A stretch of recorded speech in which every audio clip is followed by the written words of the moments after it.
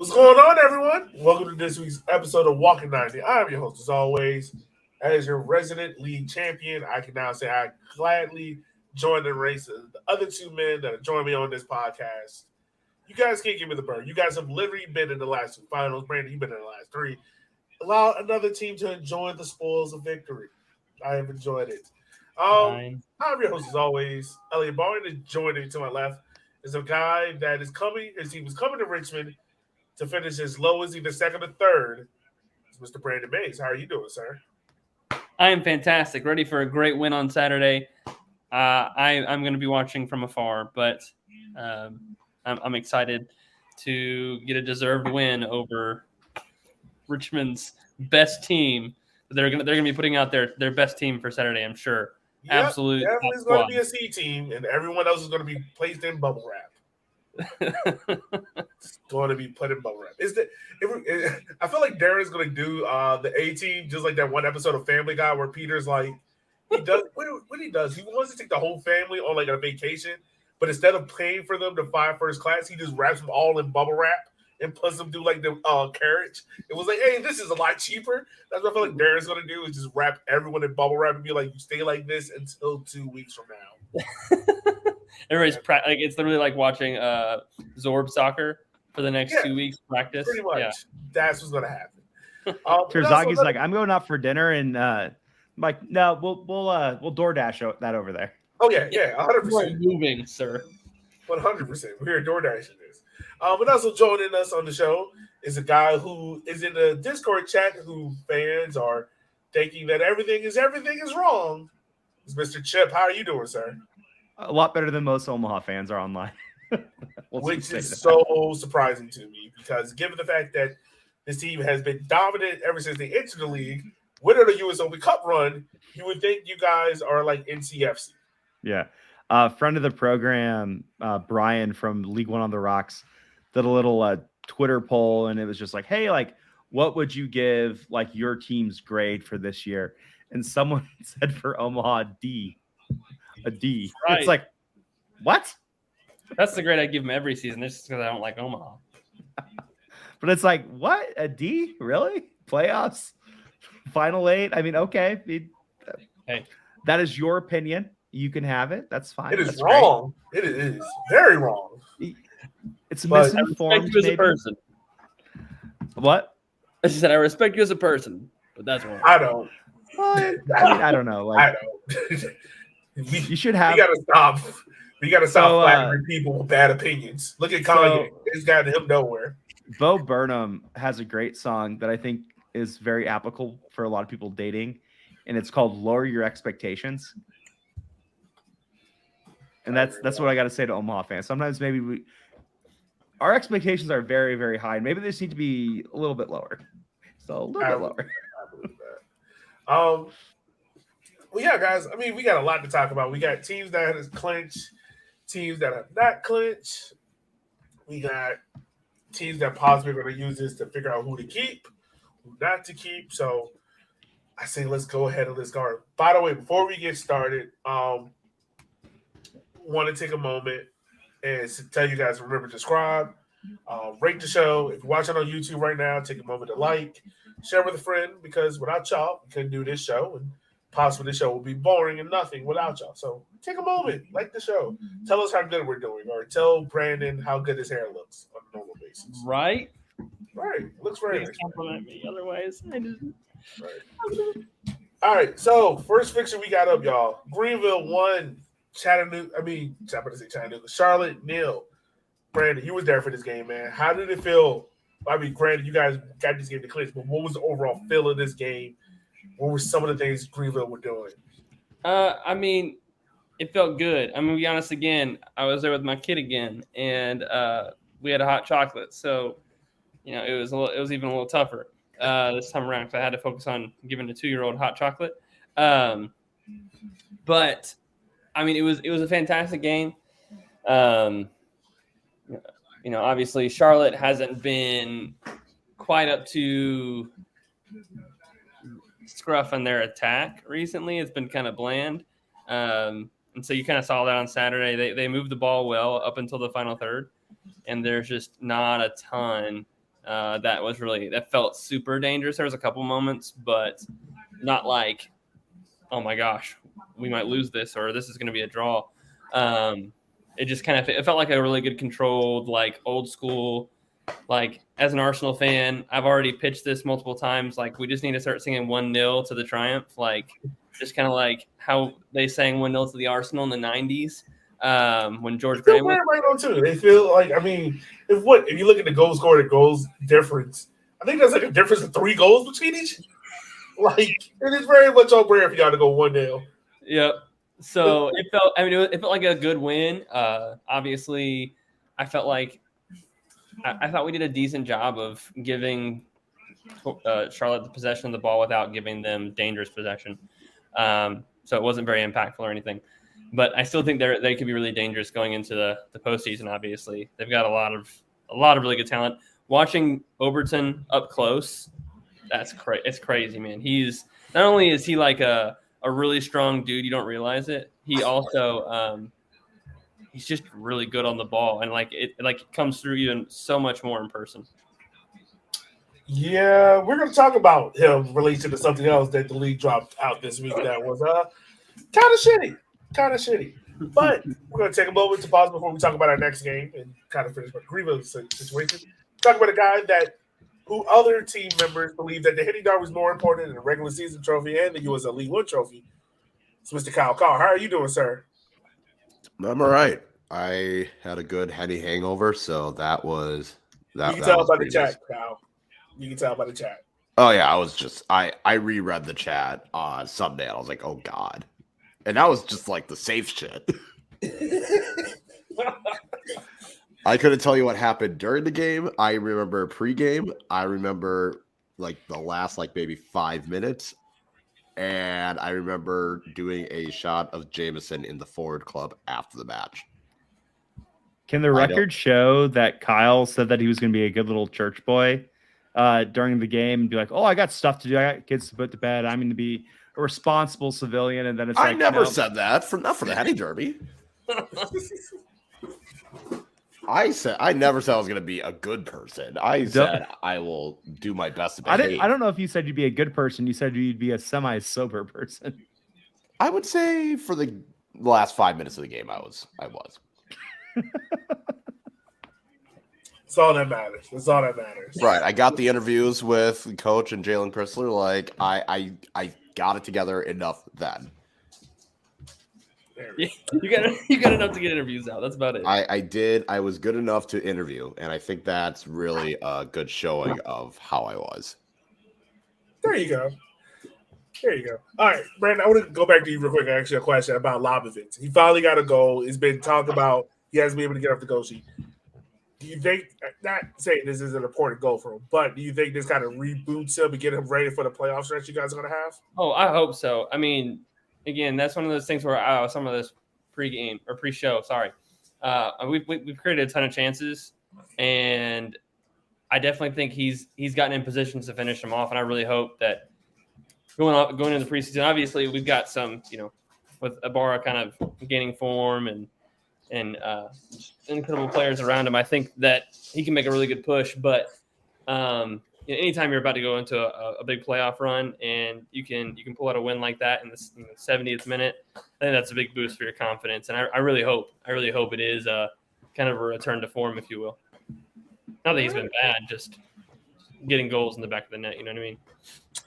Well, yeah, there you go. Well, Greenville got the opportunity on Saturday to either finish second, or depending on how other results go, they can finish third, fourth, wherever it may be. Charlotte's kind of fighting for their life. They got the win in it. If not, you get Charlotte's ass goodbye. Draw doesn't help them either. Moving on to the next game. Evan, who's, by the way, is off screen because her internet is slower than NCFC defense, they lost 0-1 to Chattanooga Red Wolves. Guys, despite everything that Chattanooga has had going on, how is this team still doing this? How is Galindra still not further ahead in the Golden Boot race? Spite. Given how many goals he scores. Spite. That's why they're hanging around. I was going to say the team was always talented, but it's clear that it's not. It's a combustible talent. It's like, remember that like old school Lakers team that had like Shaq and Kobe and Karl Malone and Gary Payton, and it was just like absolutely stacked, but like chemistry wise, it just Which, by the dog way, shit. have you guys watched Legacy? I know I'm going off the rails a little bit. But you guys watch Legacy on Hulu? No. Not yet. No. Oh my god! It's okay. So it's about the Lakers from like how they started to like now, and there's like 1 or 2 episodes on that team, like that was the team that Kyle was talking about, and boy, that team was dramatic as hell. Like there was one episode where Shaq, where I think Kobe said something to Shaq, and Shaq was like, "I'm going to beat your ass in practice," and literally he called up Phil, and Phil was like, "Hey, we gotta have practice early because Shaq about to beat Kobe's ass." And Kobe said, well, no, it wasn't Kobe. It was Shaq said, "Oh, I dipped my hands in Vaseline ready to beat his ass." Well, it was like the comment with the Draymond Green fight. They're like, they thought it was going to be like a right now NBA fight. It's like, no, Draymond went 80s. 80s. Oh, yeah, he went Pistons. 80s. Very 80s. He was ready. Oh, yeah, 100%. 100%. But no, it's my like, bad, I didn't mean to cut off your point. My bad. Yeah. No, but I was just saying it's because like it just reminds me of that where there's like all the talent in the world, but like chemistry wise, it's a shit show. So Okay. Yeah, guys, let me ask you this about Chattanooga. Like, this team is winning despite what happened. And for those who don't know, we've been doing our part, unlike the league and the team has, about talking about this situation. So we took down that episode, but this team is winning despite that. Is there a situation or a chance in case where Chattanooga not only wins this game, but might be the most dangerous team going into the playoffs? Probably them or Tormenta. yeah. Yeah. And offensively, yeah, for sure. On Well, their that's the day, thing. Like, they can. Chattanooga does such a good job anyone. offensively. Like, I don't feel like they get tested defensively a lot. You feel me? Mm-hmm. Well, and this year goals have been such a premium this year. Chattanooga, Tormenta, Richmond are teams that have consistently found the back of the net, and they can score in bunches too. Yeah. And you know, you get in the playoffs, and sometimes it's first team that scores wins. Like if Omaha goes down 1-0 in a playoff game, like probably ain't coming back. Richmond goes down 1-0 in a playoff game. You know, Terzaga is going to get some goal in the 95th minute or something. Like it's going to work out for them. Yeah. But like Omaha, maybe. Greenville, maybe. Hard to say. Chattanooga, probably not. But and I think that's just the big thing is we just do not have like last year, so many of the teams had like that guy. And who even has that guy this year? I'd say Richmond has that guy. Tormenta has that guy. Maybe Charlotte. Greenville, if Labovitz decides he wants to score again, has that guy. Noco, Yeah, Noco if they make the playoffs. Charlotte. But it's like, I don't They're know. like the playoff team. Yeah, Yeah. which we'll get to. But, you know, which would be kind of interesting if you get a 6 seed that – because even Tormenta could end up as a 6 seed. Tormenta could end up outside the playoffs. So it could be interesting if all of a sudden you have a 6 seed that's really dangerous going up against that 3 seed, then going up against the 1 seed. That could be kind of scary. That 6 seed is where you have hot hands. But I think luckily for Richmond, they have the hottest, most consistent hand in the league when it comes to scoring with the Bolaños Terzaghi combo. Well, the hottest of consistent hands won the last Henny Derby matchup, not the trophy itself. 1-0 for Madison. Good transition, Chip. I like that. Good job. Richmond won for Madison. Nil. Kyle. Any parts that you remember of this game before I try to talk about it? Fam, I didn't even know they scored. I didn't even know Richmond scored. Like, all of a sudden, it was halftime. I got off the Capitol stand. I looked. I was like, what do you mean it's 1-0? When the fuck did that happen? No, I rewatched the game, and it was pretty uneventful. I mean, the good news is Fort Madison took shots in the box, which was progress for them. None of them were on target. I got to say, this is probably the most... One step at a time. uneventful Henny Derby we probably have ever had. Yeah. On terms of on the field play. Like this was you can tell Richmond wasn't going in there to be open. They were kind of just playing for that. I don't want to say playing for the draw, but they weren't pushing it. Yeah. It seemed like Madison was kind of stuck in neutral for most parts. Well, and it's interesting because I wonder, had Jeremiah Strang score that 101 early in the first half, does that change the game? Like, he had a clear 101 and he just got it off target. And that was, if anything can describe Ford Madison's season, that miss was probably a good indicator of it. Like, you did all that work, you got yourself in a good position finally, and you fuck it up. I think it did. Like, you can tell after that shot, it's like Madison team just got very tight, and it also just felt like the entire air just came out the whole Deflated. building. Like the thing about it was a clear breakaway right in front of right in front of the supporters end. And if you makes that goal, you gotta feel like Richmond's feeling the pressure now because Greenville's winning, Omaha's winning. Like it becomes very different. And did he just? I don't know. I think Darren might have paid him an extra $10. I don't know. I think that's just a good encapsulation of the season. Like, and that's as clear of a cut chance as you're going to get, and pushed it out wide too far. Just pushed it too far wide. I do want to ask you this question, Kyle. Did it sting a little bit to see Richmond clinch or celebrate the title on your home field? It is frustrating. I would say it was frustrating because it's bad enough that the season has gone the way it has. It sucks to end the home stretch on a loss. It sucks more when the opposition is celebrating. So like it was more frustration than anything, just because it's like you were going into that final 2 months, like at least things were going in your way. Like, okay, well, maybe not the best of results, but you have 4 of your last 5 games are at home.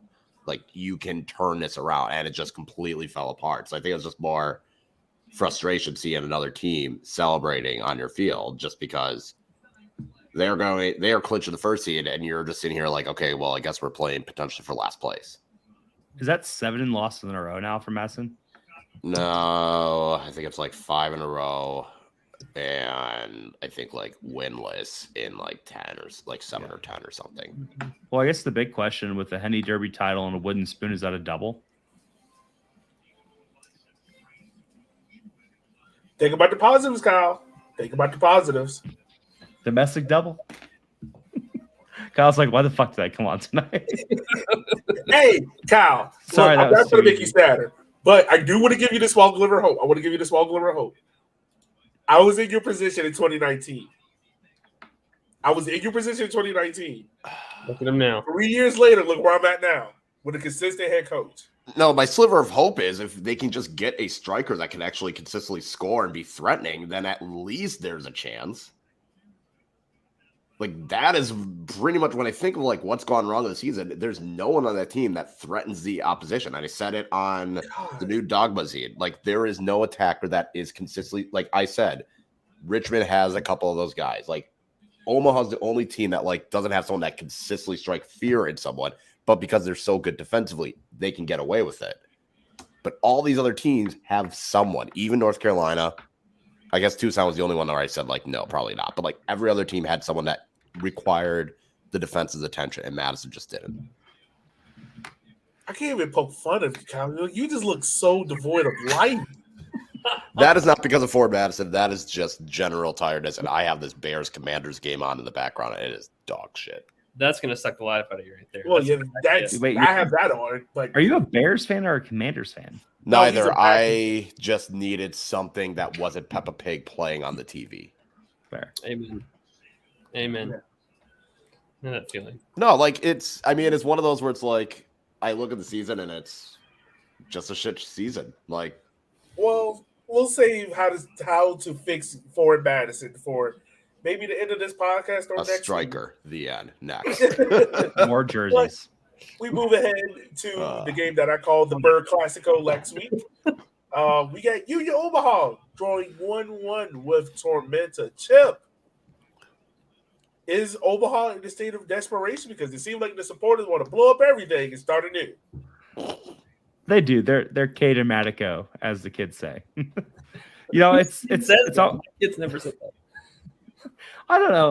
Like I said, it's interesting. I think sometimes that I'm living on like this weird planet of like real. Maybe I'm the pessimist, and maybe they're all like the realists. But it's like, man, if you're the pessimist in there saying like, "Hey guys, we've had a good season." I hate to see what optimism looks like. Well, that's what I'm saying. Like we mentioned, I will Brian's take thread this earlier. pessimism. Give me that. Yeah, we mentioned Brian's thread earlier, and I said, if we, with everything that happened, if we don't host a playoff game and then lose, that's like a B+ season. It's like that's a pretty good season. You made the playoffs, you made the round of 8 of the Open Cup, like brand new team, like that's good. But they have had this big collapse, and I think it comes back to something we've talked a lot about this year, that a lot of these teams are really, really shallow. And for Omaha, their best unit this year versus last year, where the offense was the big unit, they could rely on scoring very early, scoring very fast, scoring in very high volumes, and just taking other teams out of the game. So when you're down 3-0, like to a certain point, you just say, fuck it, we're done. But Omaha this year has been a defensive team. They've relied on the skill of Nuhu, who we said earlier probably shouldn't be in USL 1. He should be somewhere else, but because of the fact that he is not a U.S. citizen, it kind of takes away some of his attractiveness to other teams, which is great for Omaha because it means that he's been here for 3 years. Hopefully he's here for 4, even though if anybody in this league deserves going up to championship or somewhere else, it's him. He's been a good soldier. He's done his time. He's done it very well. I think it's very hard to look at Nuhu's 3 years in USL 1 and say, well, it could have been better because it's been pretty damn fucking good. Oh, no. And so he's been out this month. They haven't said he's injured, but that's J Mims. He's hurt probably. Who knows if he's coming back, but he's been out. We lost Bow on the right wing, and it's been kind of right wing by committee. Has been great. Touche has been injured since the Richmond game. Not the Richmond game in Omaha, the Richmond game in Richmond. And so he's out. And so we're down 3 starters of the back 5. And, it's shown like Omaha's really relied on the defense kind of saving them. And then the offense either getting a goal and getting them a 1-0 win or just at least like not messing up. And we just haven't had that. And that's why you see these big collapses late in the game. The defense is still pretty stout, but it's not as stout as it was. And that's why all of a sudden you're seeing these crazy things like Omaha ending up drawing in all of these games where we're up a man. And it's crazy. And, that was the same thing. And like, I remember during the Omaha game, during the Omaha goal during this Tormenta game, I texted Brian from Tormenta, who's on their front office staff, and said, hey, that was an interesting goal. And we were kind of chatting about the goal and yada, yada, yada. And it ended up being reversed, which is a trend this year. I think, Brandon, are we up to 6 reverse red cards? Mm-hmm. Which is crazy because 3 of them involve Omaha. Is it 4? No, 4 involve 2 involved Tormenta. Now, well, one of them was versus Omaha. Oh, yeah. No, yeah. Two of Tormenta's involved Omaha. Yeah. Because Phelps earlier in the year, Oh, and you had the 2 that Omaha had. So 4 of the 6 are Omaha games. Yeah. Omaha reversals. Which is pretty crazy to think that happened. And then we went up 1-0, but it was a very uncomfortable lead. Tormenta, like we've talked about earlier, has a very dangerous attack. They threatened a lot. And they got that free kick and converted on it. And then the game ended 1-1. And that kind of ended between that and the Richmond result, kind of ended Omaha's hopes for the regular season. Omaha still has the ability to finish second. It's going to take some help. It's going to need Yogi and the Richmond boys to come in and just womp on Greenville a bit. And we need Bolt too, but we could finish second too. And I think that's like the craziest thing is we could finish between 2nd and 6th, but we have Fuego coming to town, who's out of the playoff contention. We still have a lot of hope. We got Jay Mims, who's been a great coach this year, done a lot with what he's had despite all the turnover. And, I think that's the weird thing is Omaha could still finish second, but a lot of Omaha fans would kind of feel like the season wasn't complete, which, I think is fair with how bad September was. We're at 6 games without a win, 3 losses, 3 draws. Like, that's not – if we had taken care of business, we would have won the league, but we didn't. And, especially how we lost and drew those games, like, left a lot of points on the table, and it'll be interesting to see what Jay does in the offseason. And, who knows? Like, there's the playoffs left. We could make a big run. Probably won't, but we could. But, I think right now, if you're an Omaha fan and you're feeling down, it's time to ride for the brand. Like, let's get behind the team. Let's show our support. Let's be at Warner Park. If we have any more games left after this weekend, be loud, show more support, and let's just see what they can do. And there's always next year. If Omaha fans are down about how things are, I need them to shut the fuck up and be grateful that they're in a playoffs at least. So I don't want to hear this bullshit. Someone online said that Omaha season deserved a D. I want to fight them. Like, fuck that. Yeah, we got to stop asking the opinions of people that aren't there all the way. Nah, it can be frustrating. Like, Omaha fans can be frustrated, but to act like all is doom and gloom, it's like you're still able to finish fucking second. Right. Like, well, not even at doom and gloom. Like, right now, I guarantee you, if you were to tell Madison fans, hey, you're going to miss the playoffs, but you're going to go to the quarterfinals of the U.S. Open Cup, they will bite your hand off in a second and be like, I would take that. I would gladly take that. Like, even that in itself for a USL League One team is a successful season. I mean, shit, Kyle, Madison next year, number 6 seed overall, gets blown out 5-0 by Lexington. Would you take it? I'd at least consider it. I'd have to, I need to know the context of how they ended up in the 6th seed, but, it at least would be okay, well. Kyle, I don't think you would care about context given the last 3 years. Like, just take the 6th seed now. Just take it. Just take it. Is it okay, you're the 6th seed because everyone else was just shit, or were you a good team and you just got your ass beat? There is a difference. 6 is in the playoffs, yes or no? Yes, I think. Okay, right now. That's all you need to worry about. Baby steps. I am just acting like Ford Madison with the Henny Derby. At least I have that, but I don't want to hear Omaha fans bitching and moaning about their season. Fuck off. They're going to do it. Which, in fairness, I think a lot of it's Omaha fans, but it's also shows how bad this last month's been. It's still better than Ford Madison's month. So again, that's not saying much. That's not saying much. You got points in the month of I don't want to hear it. I don't want to hear the bitching. Let me pull up the standings. Omaha is in 10th place in points from last 5 games, and Madison is in last place with 0 points, and Omaha is in 10th place with 3. This is the preppy kid that is bitching about how he got a Porsche and not a Ferrari. Fuck off. Yeah. I want to give you a number here that will make Kyle feel even worse. I was actually looking this up. We got a title to show how to make Kyle feel shittier about his success. In the last 3 games, can't do worse. Madison created a total of 6 chances across 3 games. 6 total chances. That's not on goal. That's just 6 chances. 6 shots. Sounds about right. If Omaha fans feel worse, than that, 6 chances, 0 goals. I'm sorry. That's that white privilege kicking in now. That's that white privilege that's coming out of Omaha fans right now. That's what it is. You said the fans. I was like, I don't know about the players. No, the players I'm sure are disappointed, but they're at least okay, we can turn it around. Well, I would say in fairness too, though, for Omaha, and not that this needs to.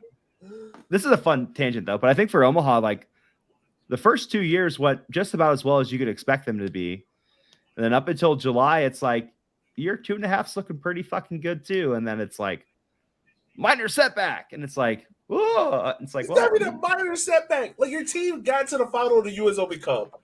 It got to a quarterfinal of the U.S. Open Cup, beating two MLS. I don't know a softer. I don't know a slight disappointment. It probably used up all that energy. And granted, okay, you've had a bad week against Tucson, Richmond, and Greenville. Arguably, the team that decides they want to play soccer in September, a Richmond team that's perennial has been a 2-1 seed this entire year, and Greenville that's arguably had the best 4-year stretch of any team, not in USL League One, but in U.S. soccer outside of LAFC. Mm-hmm. And also, we're talking about a team that has been stripped of massive amount of talent. 13. So I was trying to be as soft as possible. Saturday? I'm sorry. I don't need to go on this tangent. Here's white privilege talking. Here's the disappointment. Here's what Omaha fans' disappointment really is. Omaha fans' disappointment is like Brandon walking down to his favorite coffee shop on a Saturday and saying, hey, I want the Colombian pour over. And they say, hey, Brandon, sorry, man. We're out of the Colombian, but we got this really great Ethiopian single origin. It's pretty damn good. Brandon's being like, not what I wanted, but sounds pretty damn good. That's Omaha season. I mean, I would actually consider that a win because the first one would not be my ideal situation. But and moving on, we go to NOCO, where NOCO, oddly enough, everyone put a fork in them, wins 2-1 against FC Tucson, who, by the way, playoff chances were ended with the loss to Central Valley Fuego, who playoff chances were ended as well. NOCO guys, is this a sneaky dark horse team that can obviously cause some havoc and trouble? Yes. If they make it, yeah. Yeah, that's the thing, if they make it, which I kind of hope they do. I would love to see this NOCO team get in, given everything that's been against them this year with the stadium situation. It'll be a fun way to see them get in there. Yeah. Well, and again, who's hot right now? It's not a lot of teams, really. Like, I mean, yeah, this NOCO team is really hot. Great. They're hot. They've got a consistent scorer, and yeah, I mean, shit. I would not want to see NOCO in the playoffs as an Omaha fan. As any fan. Yeah. I mean, give me Chattanooga, or not Chattanooga. Give me Charlotte. I want Charlotte. Yeah, it's gonna be interesting. It's gonna be we're gonna talk about the well of the options. Yeah, the I know. Options it's like available. that's the tough part because it's like Charlotte could suddenly be able to score 4 goals, or they're going to allow 5. You don't know. As an Omaha fan, I'm afraid of my shadow at this point. Oh my god! You know, Brandon's kids like U5 team could come to Omaha for the playoffs and be like, shit, we're gonna give up 3 goals. Oh god, this is gonna be so bad. All right. Well, look, this is how the playoff race kind of ends up going into what we call "quote unquote" decision day, but it's not decision day because no game is being played at the same time because and one team's just not playing at all. Yeah. USL fix that shit. Well, that should hopefully be fixed once we get Lexington in. Yep. Yeah. Well, but at least it's even, but it's the start, which is weird because Omaha plays at 4. So when I first saw that on the schedule, I was like, oh, they must be like doing something. It's like, no, we're just like randomly playing 3 hours before we normally play for no reason. Yeah, I do remember Madison playing Lansing at like 3 or 4 o'clock on the last day of the season. I was like, why? Yeah, that's stupid. At least in the Midwest, it makes sense because it's cold. I mean, I would love it. I would love earlier games. So this is what we have. I'll run through everything. Officially eliminated. Fuego, Fort Madison, FC Tucson, North Carolina. Even if Fuego wins, they can only go as high as 7th. That'll be, I guess, a kudos to them. Fort Madison, here's the interesting thing. Even though the 10 o'clock game does not matter, it kind of does because if North Carolina wins and they lose to FC Tucson, Madison officially wins the spoon. Well, yeah, I was gonna say if North Carolina wins, if Madison loses, they get the wooden spoon. If Tucson needs to win to avoid it. Yeah. Which could be fun if we essentially because Madison's 1 point ahead of Tucson, so even a draw would. Right.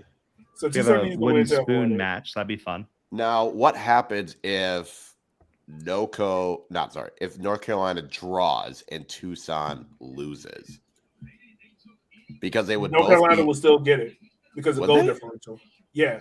So if Tucson were to lose by 4 goals, then what? Okay.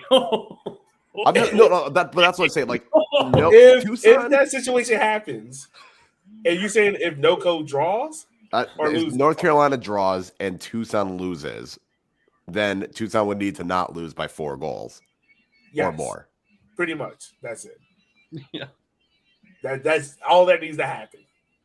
Kyle, you're not Basically, scoring 4. we'll know what's going on with the wooden spoon by the time the last game kicks off. We'll know Pretty what the much. stipulation is. Yes. Yeah. Pretty much. But that's the issue. If you want to watch the 10 o'clock game just to see the wooden spoon champion match potentially, is a chance to watch it there. If North Carolina wins, that's it. And Madison has a wooden spoon for sale in their team shop right now. Get the fuck out of here. I Do y'all think really? it's a great idea. It needs to happen. Not necessarily for Madison. Somebody needs to do it. Cow, It was cow, not- Cow. We're selling coffee. Cow, for the love of And the cow, scooper is for the love wooden. of God. Y'all are not selling an effing wooden spoon. Not Cow, I swear intentionally. to God. If y'all It is- market it and profit off of y'all being the last worst team in USL League One, I swear to everlasting God. No, they are selling coffee, but the scooper that would come with it is made of wood.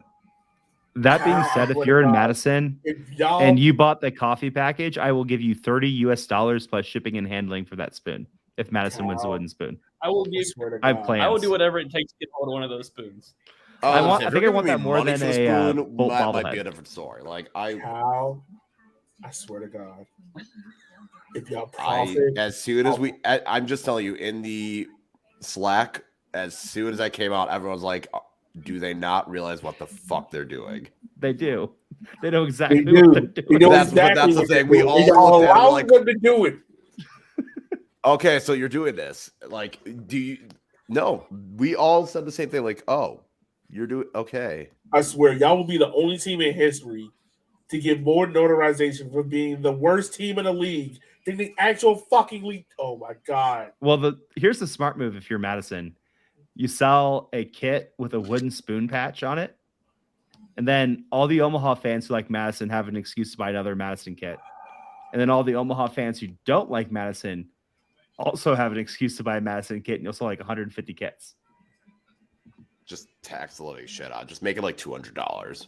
Yeah, it's just like, yeah, I So want that a way, Madison wooden spoon you know, kit. Madison fans will buy it, but anyone that hates Ford Madison will gladly buy it. You I'm get not 200. buying that. No, I'm not. I'm not buying it. What'd you say? God. My wife just yelled from the baby room that she wants a Ford Madison wooden spoon kit. They won't sell it. I swear to God, if they sell it. Might take a They're year selling off. a wooden spoon. I might take a year off if they end up selling a wooden spoon kit edition. I hate this league so much. All right. So going on to the rest of the league, Charlotte, who has to beat North Carolina, draw does not help them. They could go as high as 5th. So they will be on the road if they get in. They can go as high as 5th. Tormenta, the team that kind of seems like the darling of the Walking 90 podcast, with a win against Chattanooga, which, by the way, I think is going to be the most interesting game to watch. They could go as high as 2nd, if I'm doing my math right. As low as 7th. Huh? They can go as high as 2nd, low as 7th. There we Yep. go. Yeah, as low as 7th. Nelco, who will not play this weekend because their season's done, they can't move at all, but they can drop out. They can move. Yeah, I was gonna say they move down. They can't move up. Yeah, they They can't move up. gain points. Union Omaha, who Chip was just talking about, could go as high as 2nd, but could go as low as 6th, right? Yep. Chattanooga, same situation. They can go as high as 2nd, can go as low as 6th. Greenville, same thing. No, they can go as low as No, Chattanooga could go as low as 5th. Well, actually, yeah, they can go as low as 5th. Yeah. Greenville has one home playoff game, so they can go as low as 4th, high as 2nd. Yeah. So that's it. So that's how everything works. Richmond's locked up in 1 seed overall. So that's how everything works and looks. So, guys, I want to ask you this. I think we all know what's the game we're all watching. I think it's going to be that Tormenta versus Chattanooga game. Outside of that game, is there any other game that you're going to keep a close eye on That is not your own personal game, Brandon. I wasn't gonna say that one. Okay. If anything, you should be looking at me for that one. I was Yeah, going to say the other Omaha Fuego, to be honest. Okay. Because with Omaha Fuego, that will probably set the tone for the rest of the weekend. Because if Omaha were to draw, then best case scenario, they get a home playoff game. Like they could finish third, they could finish fourth, but depending on South, like Tormenta, they might have to go on the road if they were to draw. So like Omaha drawing could really create, or losing could really create an intriguing situation. If they win, they at least get a home playoff game. So like it takes that out of it. And then after that, it's like, okay, well, Greenville then has to kind of have something to play for. Chattanooga would then have something to play for. Like I think the Omaha Fuego game sets the tone for how the playoff picture can look. For sure. I think Richmond Greenville is also a really intriguing game because if Richmond wins, you could have 3 teams that could jump Greenville. Indeed. For the second place, and that's where the gravy is right there too. Getting that home bye, that's a big ticket straight to the semifinals because Chattanooga can get there with a win, just a straight up win. Well, shit, if they win and Greenville loses, they pass them. If Chattanooga wins and Greenville draws, Chattanooga gets it. Yeah, because they would have more wins on tiebreaker. Yep. Omaha can get in. Or Omaha can jump Greenville, Tormenta can jump Greenville. So, because Greenville is only a 2-goal differential, so Tormenta with a win would tie them on wins, and if they win, well, so if Greenville loses 1-0 and Tormenta wins 1-0, you're then to the next tiebreaker. Which what is the fourth tiebreaker? Is that head to head? So no, it goes total wins, then goal difference, then goals scored. Which probably would Tormenta would pass them if they score anything. Would pass if them. They're tied. Then it goes to ranking based on points earned against the top 4. Which I don't know. How then that makes that that super interesting because Madison's they've done really good versus go. Greenville. They've been pretty decent against Omaha. Like, geez, but they did really well against Greenville. Yeah, they did well against Greenville. I don't know how they did against Tormenta. I mean, against Richmond, that'd be the only questionable one. So if you have Richmond beating Greenville, then that is the one that will cascade all sorts of like potentially really, really weird shit. But I mean, they're going to have the Richmond strikers playing striker for Richmond on Saturday. So like Terzaghi is going to be on the sideline. They're going to have a U15 player playing striker so that they can give Matt Bentley a rest too.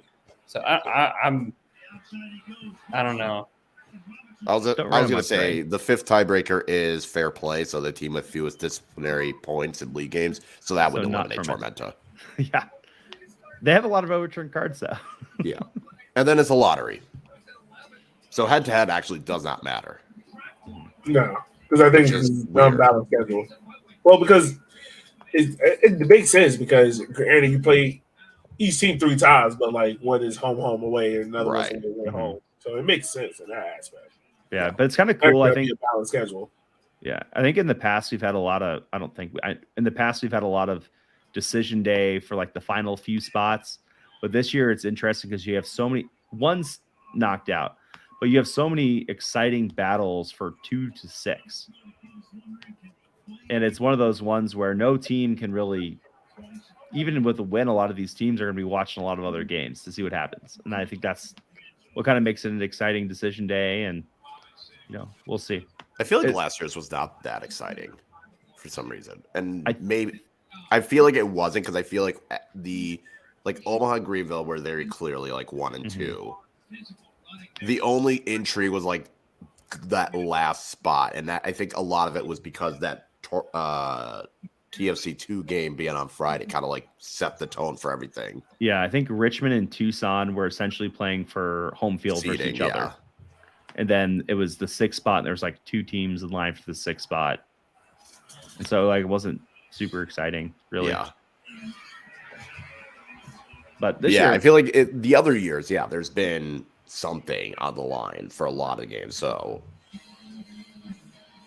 because last year, like 2019, even it was like there was still the final 2 playoff spots, and who would have a home game besides North Texas, and then 2020 was obviously for second, and then we had last year. Yeah, because that decision day in 2020 was exciting, but it was really only 3 teams. Which, in fairness, that was because the format was 2 teams. Well, that one could have been interesting because had Omaha not scored that winning goal, then North Texas would have made it. And that would have North Texas Greenville. Man, that would have been 2020 sucked because Richmond could have been in the final. Well, yeah. Mark Hernandez decided to be a fucking legend and score. Fucking Mark. And Ryan, no, Richmond needs to come. They need to fight, beat Greenville, beat him down, show him his boss. Dude, Saturday's going to be a party in Richmond. Everybody's going to be drunk. Everyone's going to be drunk. Any slushies in the concession stand? Probably so. Which, by the way, I'll probably have a Henny slushie on hand for the game, pre-game. If you did an Incredible Hulk slushie, that'd be pretty good, I bet. Oh, God. Oh, yeah. Probably will do that as well. That sounds like a fight. Does slightly, but like it sounds good, but it also sounds like there's going to be a fight. Hey, no, Ryan. Seriously, we're probably arresting a bunch of people. Yeah, why would you play him? Yeah, we're probably arresting a bunch of people. Guys, we do have one thing to talk about. Before we kind of talk about next week, this week round of games coming up. If I can find it, the USL League One tweeted out this deplorable 7-aside. That was absolutely bad. So I'm going to give you a rundown of who it is. Miliona Terzaghi, Ricardo Pepi, Ronaldo. Find a beer before we talk about this. Gabriel Overton, Danny Toya, Rob Cornwell, Akira Fitzgerald. That's the all-time league's 7-aside. The subs: Juan Galindres, Miguel Ibarra, Jake Keegan, Rashad Nuhu, Damian Villanueva. Now, before I give it over to y'all, because I know you guys are going to have excellent points as well, I am going to make this known. This list is dog shit. Utter dog shit. 1, Danny Toya doesn't even play left back in this league. He plays striker. So, obviously, whoever made this graphic, USL League One, doesn't watch the fucking league. Ricardo Pepi only played, 16 games in this league?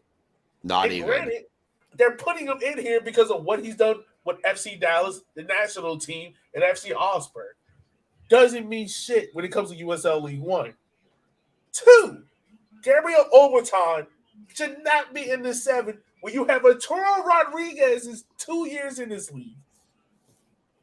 You can make a case for Akira Fitzgerald, which is fine. I understand it. You can go either way between him or Nuhu. It's a coin flip. Neither one, you lose with neither one. You literally don't lose with either one. The only asterisk I put beside it is probably Dallas J, just because how his season ended last year and getting replaced. That is it. Outside of that, 2019, 2020, we literally had conversations of who's the best goalkeeper between Nuhu, Akira, and Dallas J. That's it. Juan Galindres, I'm fine with. You can leave that in. Miguel Ibarra, hell no. No. Absolutely no. No. No. When you had Charlie Dennis, Shaq Adams, you didn't even add Evan Conway to Evan. Imagine the 2020 and the 2021 that Evan Conway had. And you don't include him on this list. Come on. No Marco Micheletto either. Jake Keith. Jake. Yeah. God, this is why the league should just leave this kind of stuff to us because it's so effing bad. Jake Keegan literally had a crappy year for Madison, so bad that he went back to Greenville to have even a crappier year. And they include him in the all-time USL League 7. Man's just out getting cardio. Can't blame him. You got to get that cardio sometimes. Damian Villanueva, who should be the starting left back in the team because given the gear that he had, this man damn near was a winger playing left back. Okay, I'm fine. You don't look fine. All right, I was gonna say you fine. The league arguably missed players such as Jonathan Bolaños. Who else? Jonathan Bolaños. Eric Leonard. I'm gonna say Eric Leonard. God, a friend of the show who played up in Columbus who just won the trophy. I said Nicoletto. Marco Nicoletto. Yeah, Nicoletto. Fricky. Who else? Ivan. Ivan. You can throw in there. Even if you want to do dudes that played for 1 year. Devin Connor Conway. Antley. Yeah, you can add Connor. I mean, he wasn't he the defender of the. Well, no, he wasn't a defender. He was up there for defender of the year though. Yeah. Well, I think Brandon made a point too, where if it's like all-time career, like I don't know, Connor Doyle, who played in the English Championship in like 7 years in the MLS, probably should be on the list. Right. Like, so I don't know what the league was doing with this list, because you know exactly what they're doing this list. They looked at their social media metrics and said, "Man, engagement's really low. How can we piss off a bunch of people on the internet all at once? Oh wow, let's create this all 7 thing and just like really muck it up just to like get people going." That's what happened. Yeah, I guess like, but the thing was like, Cornwell's not even the no-code defender I would pick. Right, you didn't even pick the good no-code defender. You have Arthur Rogers right there. Did you see he plays on the same side as him. Yeah, well, even 7-man, it's a different sport, but it's like I don't know in 7-man, like I don't think you want like a traditional center back. Anyways, you probably want a guy like Rogers who can attack and distribute and do all those other things. Like, I mean, 3 strikers who all need to play in the middle in a 7-a-side is ridiculous. Right. Like, what? And again, you could pick 2 of those 3. Like, you could pick Damas and you could pick Terzaghi. Totally fine. They legitimate got 3 claim. out of the 7 on this list, right? Well, and fucking North Texas isn't even the league anymore. Why are we gassing them up? They're an MLS Next Pro, American Idol, you know, America's Got Talent League or whatever the fuck it's called. Like, we don't need to talk about them anymore. They're gone.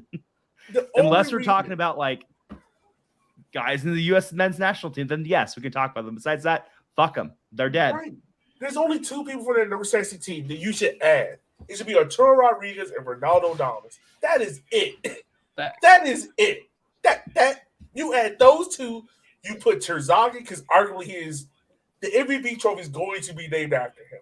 It's a by given fact. Give it to him. You can choose between. I'll give you either Arthur Rogers, Fricky, and you can put Ivan Magales up there. You can put whoever you want. Put Turbo. Well, you can put Turbo. If we're being really dumb, why the fuck isn't Justin Che on the team? Justin Che is arguably having a better professional career than the 2 North Texas people they put on the fucking team. Right. I mean, did he end up at Hoffenheim? Is that where he's at? Hoffenheim, yeah. Right, so he's the only one of those people playing for a top 5 team, or top 5 league team. Because Pepe's chilling in Groningen, and Damas is in Sweden or Norway or somewhere, which great for him, obviously. But it's like that. There's a bit of a difference between playing for, I can't even name an Origin team, and then playing for Hoffenheim, who is in and out of Champions League contention every year. Well, as I say, you could have gone Brian Reynolds, who went to Roma. Mm-hmm. He's where now? I don't know where he is now. I think he might be in the Netherlands too. This is so you could even have Garrett McLaughlin. Like, okay, so guys, let's kind of work through this and name our all-time 7. For the striker, do we agree on Emiliano Terzaghi? Yes or no? Just to piss you off at someone else. I mean, that's who I put. I put that. Yeah. Right. We got 3 out of the 4. Chip count doesn't matter anyway. No, up top, I think it'd be hard to say anybody but Terzaghi, honestly. Okay. If you're listening, go on and tweet this out there, because we're about to put our 7 out there. So we got Terzaghi up top as our striker. Out on left wing, who are we putting? My personal vote, I'm putting Ethan Conway. Evan? I said Ethan. Shit. I put Dami. Yeah, I put Dami. If it's 7 from the guy who originated Dami's a winger, not a defender. Maybe get your story straight. So I got to figure out a way how to put Conway in this team. I put Arturo out there. Yeah, I put Arturo in the midfield. We'll get there. Anyway. Okay. So, all right, do we agree on Evan? No. No. No. All right, so who'd y'all put out there? Dami. Do y'all agree on Dami or Arturo? I put Dami somewhere. Yeah. Dami's got to be somewhere. Yeah. Yeah, I put him somewhere. He's either left back or left wing. Take your pick. I Where have do we him need at him? left back. Okay, that's fine. We can save him for left back. If We I was agree on that. picking a former Union Omaha player, like especially a striker, to be in that team, I'd pick Hurst over Conway. Yeah. Oh, you're going traditional. I'm just putting 7 dudes. Oh yeah. Fair. Anyway. Okay, I'll give you Hurst. So we got Trezagi and Hurst. What? Correct. You just Okay. said Hurst. Did That's you fine. not? That's fine. I Keep did. going. You We just got said other Hurst. stuff to get Okay, to. let's Sorry. go attackers. Let's just not say start. Let's not go left wing, right wing. Let's go Okay, attackers. attackers. Yeah. God. So who is the best 3 attackers in USL League One history thus far? Emmy, Trezagi, Hurst, Damas. We're talking attackers. Mhm. I mean, I didn't put a third. My Let's be 3 honest. attackers were Arturo, Micheletto, Emmy. Yeah, maybe Micheletto. That's I a think good one. Food for sure somewhere. Yeah. Well, I think too, I think the big one that we haven't talked about is Pepe. And let's be honest, I think Pepe played 8 games for North Texas. The So, thing with Pepe was he started really, really well. He was Mhm. really, really good. And then FC Dallas was like, oh, okay, we're going to have you on our team. He didn't show up until they played until 2020, plays at Madison just to cause torment. Mhm. They decided, playoffs, yeah, we'll have him play against Madison and he'll score a brace. Yeah, but he's barely a League One player. He was there. But he wasn't there. He started there and then he progressed as he should have. Yeah, he's so I had a class I had religion freshman year with the star of the Creighton basketball team. He showed up for the first day of the class, midterms, and finals. That's Pepe. Yeah, sounds about How right. the fuck did he pass? I don't know. Not here to say anything, but he was there for 3 of them, and that's Pepe. He was there. Did he play in League One? Yeah. Did he do a lot there? No, probably not. All right. Who you have as the best midfielder in USL League One history? Because they have one midfielder. Arturo. Yeah, I'll go with Arturo. I put Arturo in my tag, so I put Eric Leonard in midfield. Did Leonard ever play midfield? Yes, the first 2 years. Really? He played as a 6. Don't remember this. This I happened. mean, he even played in place of Malloy sometimes, right? He had started the 2021 season. He started in this ahead of Malloy, and then he got a concussion, and then Malloy came in and ran with it ever since. Because I'd put Malloy over Leonard. All right, y'all. So I got a question for Matt. Malloy's going places. But again, I'm looking at Eric Leonard. He's been doing this for 4 years, and he's consistently been one of the better defenders. Or even if you put him in the midfield, the first 2 years, he was a pretty damn good 6. Mm-hmm. And he's been there for 4 years. Was he better than JP though? I mean, I think in the defensive side, yes. Defensively. Okay, I can see the case for putting Eric Leonard as a defender. I can see that. But not as midfield when you have Arturo, Micheletto. I threw them in the attack with Terzaki. It's fine. I told you, I'm not going off this tradition. I'm putting 7 dudes. You were that I finding wanna some win way the how to tournament. put a forward Madison player in this team, and we're not allowing this, Kyle. Kyle's about to put Connor on the back line and Chris Brady in goal. I was really close to putting Turbo in the defense. Yes, I know he was, and we're not allowing this. Whatever. For a team that's made the playoffs once, they probably shouldn't have 2 to 3 guys on the team. I mean, if one of those guys, if they're that good, then they're that good. I mean, it is what it is. Anyway, All right. we're saying this, but we're totally fine with just throwing a Tormenta player on there. They haven't made the playoffs. Hey, Micheletto was That's fair. different. That's Okay? fair. But I'm just saying. Micheletto won despite them. Don't give me this bullshit of Fort Matt's only made the playoffs 1 year. Until Tormenta clinches, they have not made the playoffs any of the year. So don't give me that This bullshit. is true, but we can all agree Micheletto was different. I'm fine with that, but I'm just saying if you're gonna go with that reasoning, don't give me that bullshit. Fair. All right, fine. That's a very All right, fair fine. point. Fine. We will take Micheletto up. So, No, I didn't say take Micheletto out. I said don't give me that argument as your reason to not have a Fort Madison player in.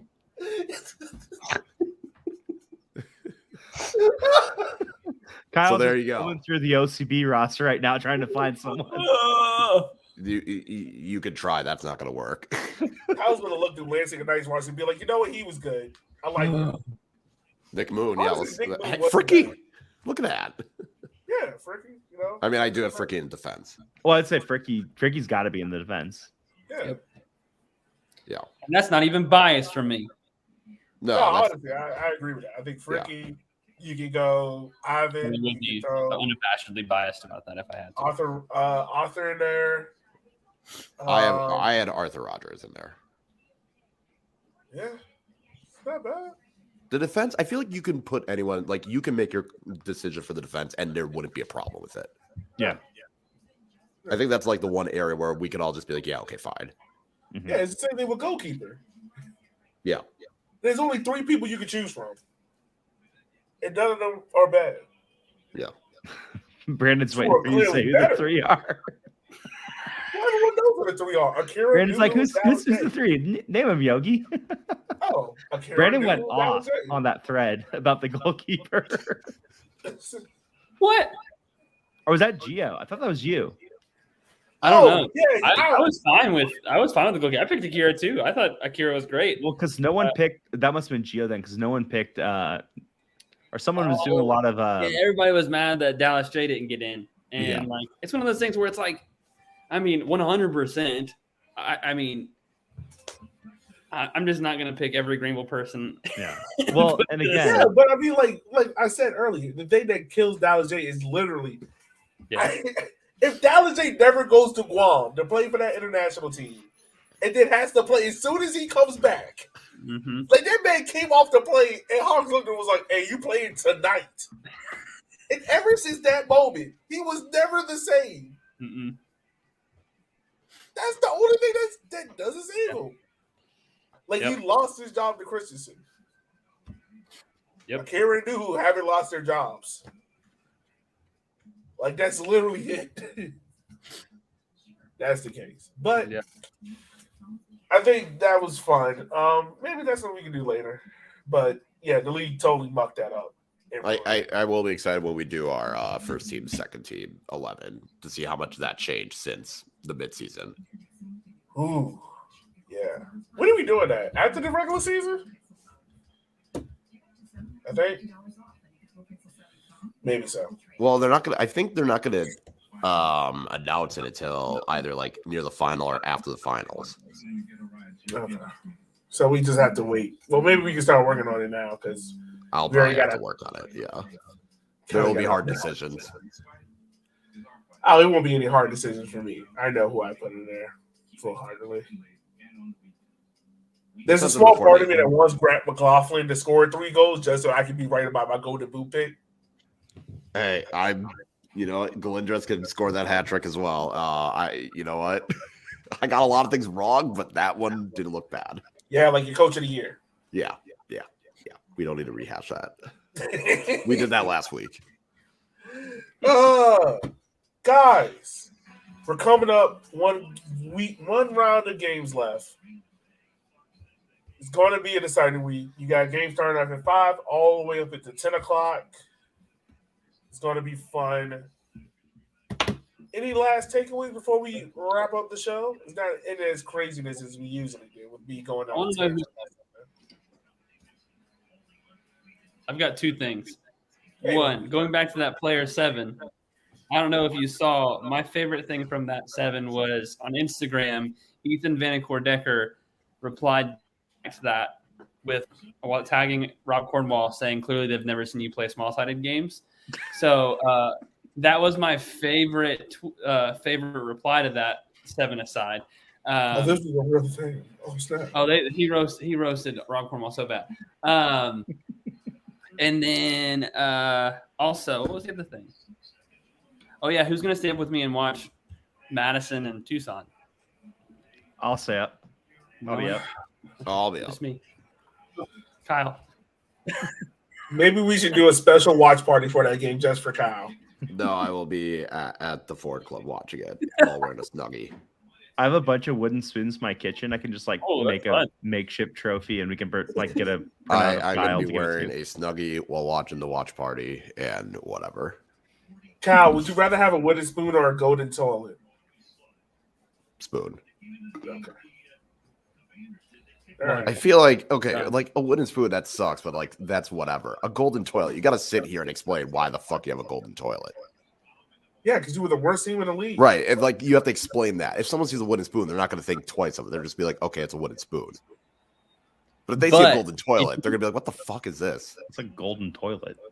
Or hear me out. It could become functional. It could become a centerpiece of. No, because then they're gonna ask, why the fuck is your toilet golden? Like, what are you doing? And I'm gonna have to explain everything, like how I got it. It's a reminder never to be last again. No, I'm good. I'll take the spoon. So here's a free content idea for USL League One. Just like for fantasy football drafts, how there's like a punishment for being last. The team who finishes in last place should have to do like some really dumb TikTok dance challenge or something. Where's OCB when you need them? They finished last. And MLS next. No, I think FC Cincinnati finished last. Okay, I was gonna say that'd be very on brand for them. All right, I'm gonna look it up. I guess my last words would be pray for Omaha fans and their delicate sensibilities. They're going through a very trying time right now. Ain't no one praying. Y'all giving you as much sympathy that I gave the royal family when the queen died. None. Boo-hoes in a box. Boo-hoes in a box. That would be fun. But no, jokes aside, Omaha fans, been a great fucking year. Been a great fucking year. Still lots of room. Calm the fuck down. Gonna go Irish Calm the fuck Twitter. down. I'm gonna go Irish Twitter if I have to.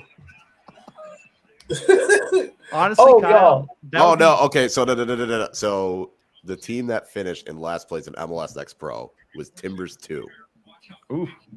There's a former Creighton guy on their team right now.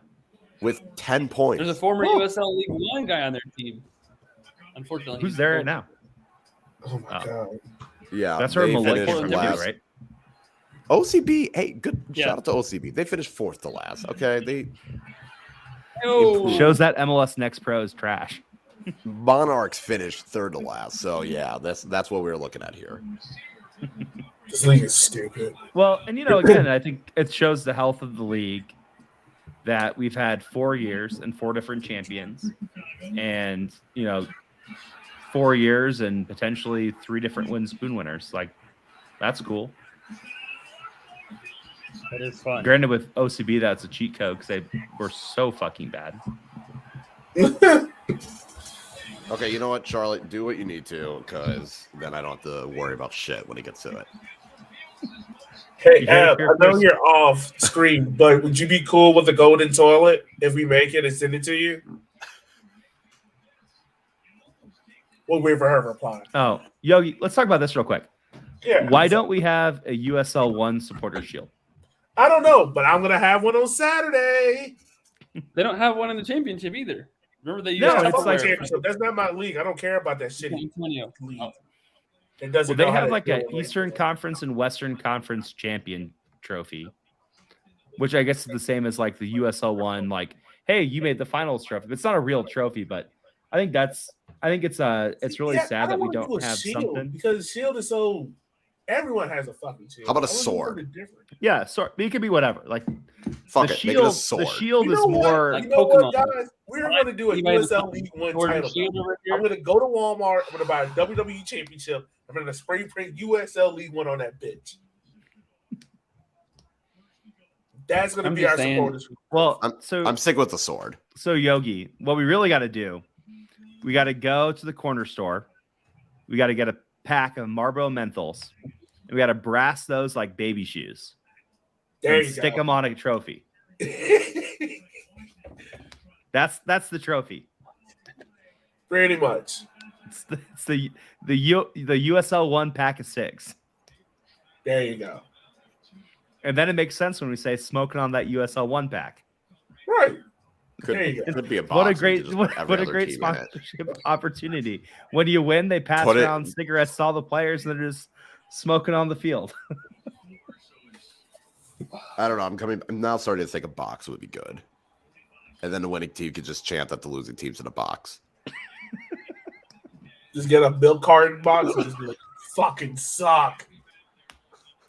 Well, instead of a wooden spoon, let's Like just get a milk how funny carton. would it be if Greenville were to eliminate Omaha and not only have the belt, but then they would chant "Boo holes in the box, in a box, boo holes in a Boo-holes box." in a box. Like I'm just saying, like Yo, let's now that I start think about it, international well, drama.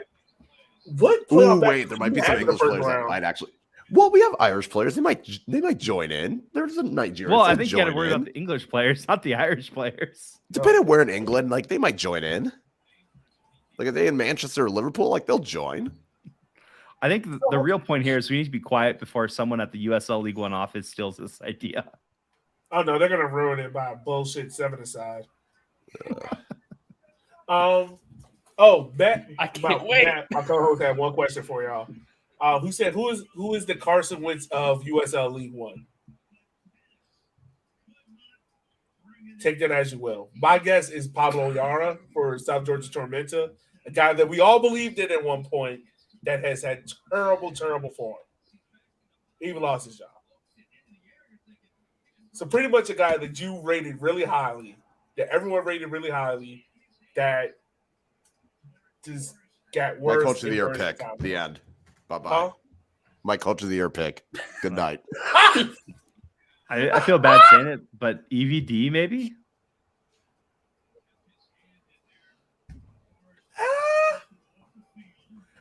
Omaha fans literally had a shirt that said good. He's just injuries. Well, right, but like his first year in the league, Omaha fans had shirts saying EVD for MVP. Then he got hurt. Then he got hurt. The Then team he got did better hurt. without him. Then he Won a got hurt. championship. Actually, Yeah. You know- I mean, so there's two options. Depending on how you want to look at, how things went south, like whether it's injuries or off the field or on the field. which in fairness for Omaha, it wasn't the subtraction of EVD, but rather the addition of Greg Hurst and Connor Doyle for free. Brad, you want to add to this? That had nothing to do with EVD, really. Yeah. I think what Ryan Joe said about Pilato is a good call. Oh, yeah. That I It's a could see fan. that. I mean, yeah. he's an incredible player, but it's another guy with he's EVD as well. He's the same thing. Not always injured. That's not fair. He's injured a lot, and so that's really he's had bad luck. Well, this could be a potential shit show of an ending to the football game. This is really bad. Guys, as always, I appreciate doing this show with y'all. It was really, really fun. Hopefully you can join us next week when you have better internet, because God knows you need it. Get off that spectrum. Remember, kids, for 10 cents a day donated to our show, you can help Ebony get better internet. And with that being said, guys, enjoy Decision Day. It's much better than anything else that's going to be on TV. There's bound to be something stupid that happens. There's bound to be chaos. Cal's going to tweet about the Ford Madison game at 10 o'clock like it's 8 o'clock. And it's all going to be fun. Me too. And Yogi's gonna black out on Incredible Hulk slushies and a hand grenade. Damn, Skippy. See y'all. Bye.